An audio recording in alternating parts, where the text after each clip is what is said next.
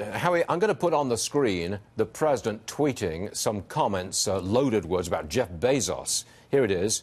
So sorry to hear the news about Jeff Bezos being taken down by a competitor whose reporting, I understand, is far more accurate than the reporting in his lobbyist newspaper, the Amazon Washington Post.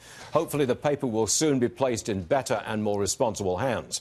I can hear you laughing, Howard, but I got two questions here. Number one, should the president have used that word, Jeff Bezos, was a directly personal insult?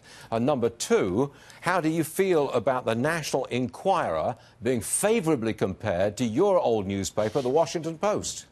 Well, on the clownish nickname, no, it's juvenile and he shouldn't have done it. But, I mean, Donald Trump can't stand Jeff Bezos. He's complained about him to everybody, including me.